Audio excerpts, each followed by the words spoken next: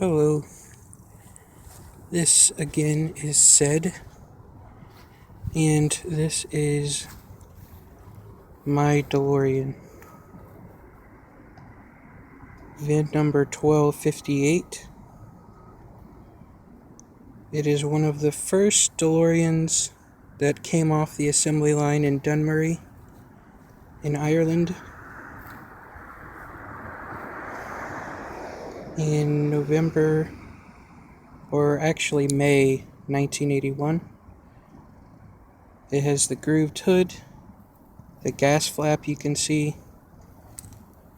the stripe, and I don't think you can see it very well, but in the windshield here, you can maybe make it out. Maybe you can.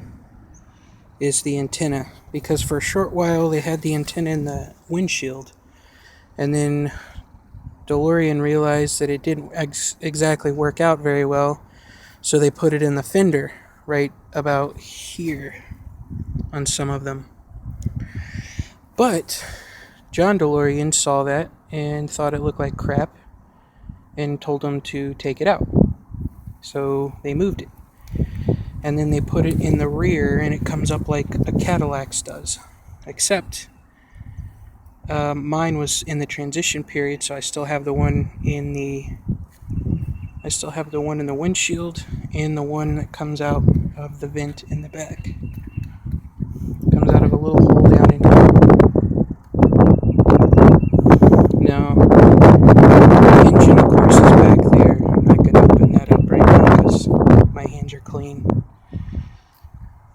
But here is the most fun part, or one of the most fun parts for me of a DeLorean. And yeah, it's not a modern car, so there's no automatic door locks. You can add them in fact some people do, but I'm not going to do that to mine. I do have an upgraded engine, and these lights here are all LEDs. And the reason they're LEDs is because if you leave the stock halogen lights in them and leave the doors up like I'm doing right now, your entire battery will be dead in at least 5 minutes.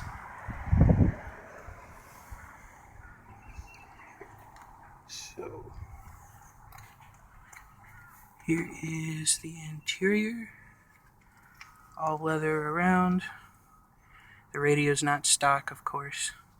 The original was so cruddy that there's no way anybody could leave that in there. 5-speed. That's for the windows and the rear defrost. There's a little cigarette lighter, which is never ever going to be used. I got a little cubby hole back here, and the cubby hole it usually has a net over it, which I don't have in my car. Maybe one day when I've got money to blow on weird stuff, other weird stuff, I'll put it in. Here's my little baby back. Oops. Sorry. Shaking a little bit. There's my little baby back window. Here is an old style cell phone that I got. Somebody just gave it to me. I decided to stick it in here because I thought it was funny.